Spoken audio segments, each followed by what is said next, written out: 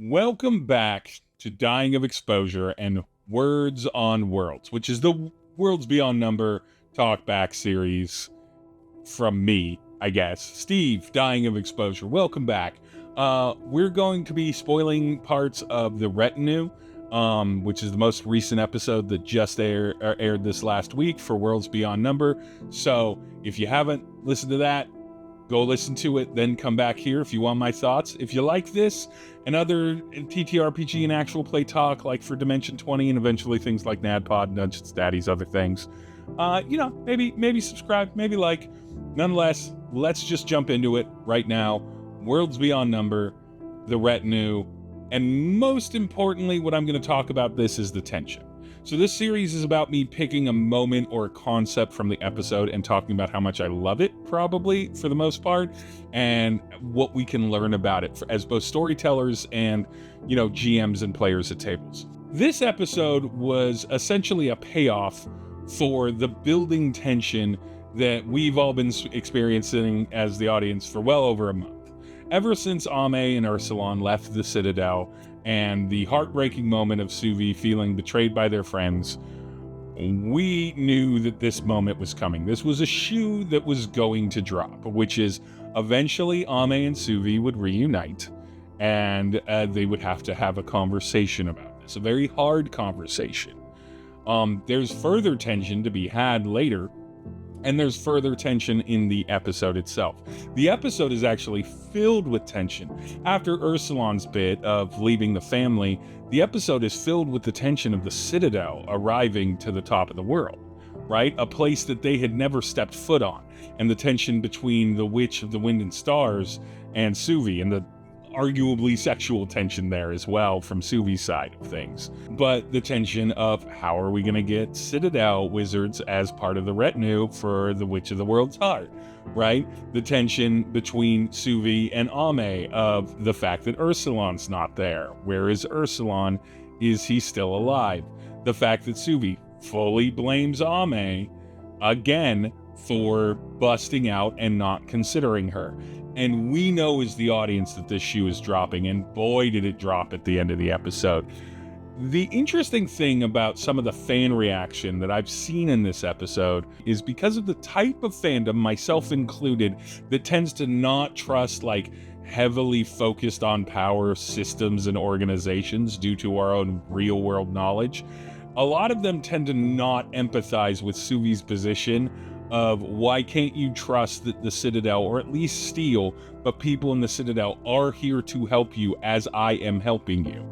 And you can have an oh sweetie moment, but in reality there's no reason that Suvi, who we have to remember is a very young adult, would not trust the Citadel and believe the ethos and perspective of the Citadel on handling magic. Because after all, even Ursulon's sister kind of understood that it was more about curiosity and a need to explain things and understand them that drove many wizards. So you don't have to necessarily perceive the instincts of wizardry to categorize, control, and understand and explain everything as a necessarily bad thing, as opposed to Ame and the witch kind of mentality of sort of a naturalistic, this is part of the world, we don't own anything, we don't control these things, we can't manufacture them kind of structure. It's the same thing with the concept of how humanity deals with spirits. Yes, we'd all love to have the idea that we could get along and negotiate with spirits, but it is arguably in the nature of communities and humanities to reduce the threats around them that can genuinely harm them, spirits being one of them, or at least prepare for the impact of those spirits, very much like Steel teaches to. So it makes sense that Suvi is so furious, especially because Ame is a bit hypocritical in regards to the Witch of the Wind and Stars up here at the top of the world, and showing their great power and showing their great force and being like, how is this any different than some of the wizards we've run into? So this conversation erupts where Suvi expresses their betrayal. They express this. The audience is tense. The table is tense. I'm sure the players are having a great time because they're all professionals, they're all good friends, and they all trust each other to understand that this is about character and moments. And so they are performing. But what's really interesting about it, what I really like about it, is this like incredibly crystallizing gulf.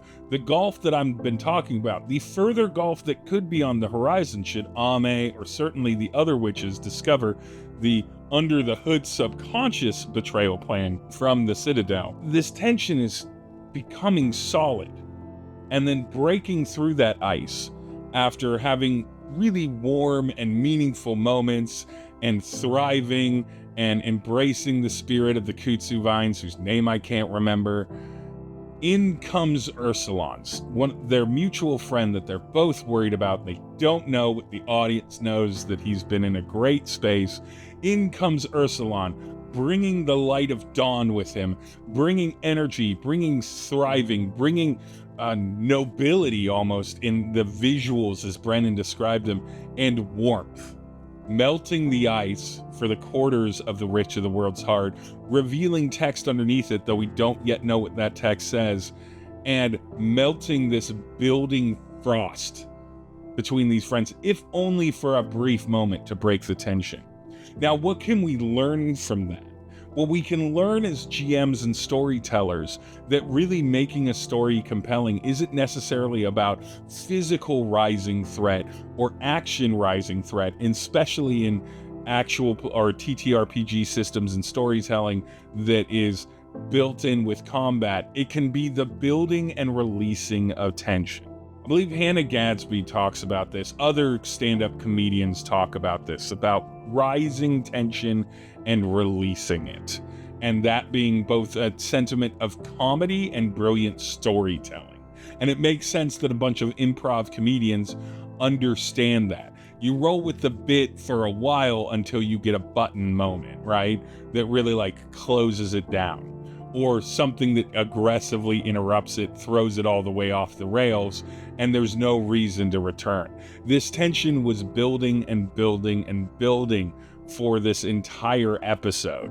This retinue of even finding how they become properly the retinue for the Witch of the World Heart, even though they're from the Citadel, and the fact that the audience knows that there's more going on under the hood for Suvi. There's so much tension in the group. And then having Ursulon come in and just absolutely cut that tension down with a moment of joy, with a moment of reunification. It tells us that when we're playing, we don't want to have our full sessions necessarily be all one mood, right? We want to play with those moods to make the moods seem heightened and more dramatic in contrast to each other. And it shows that as players at a table, or as improvisers, or as storytellers, we want to keep things in our pocket to move the story away from that. We're not writing episodic television, where a session of roleplay has the challenge and the resolution all within that session, right? We're not introducing a challenge and then resolving it. We're letting things build naturally over a campaign. This would be the same in a long-form story, in a serialized television show, where things escalate and then peel off, and escalate and then peel off, and escalate and then peel off. Now, do I think it's going to escalate again? I absolutely do. But I think it was such a great trick in that last moment to give relief to that moment, and then quite excellently have both the light and warmth of Ursulon during these last two episodes really come in to thaw what was happening between Suvi and Ame. And that's yet another reason why Worlds Beyond Number is maybe the greatest actual play podcast of all time. So yeah, if you like this, feel free to comment. If you have more to add, if there's other aspects of the retinue that you think should be added, please do so. Put it down in the comments. If you disagree with me, feel free to disagree with me in the comments as well. But more TTRPG content to come here on Dying of Exposure. So thank you for listening, and see you next time.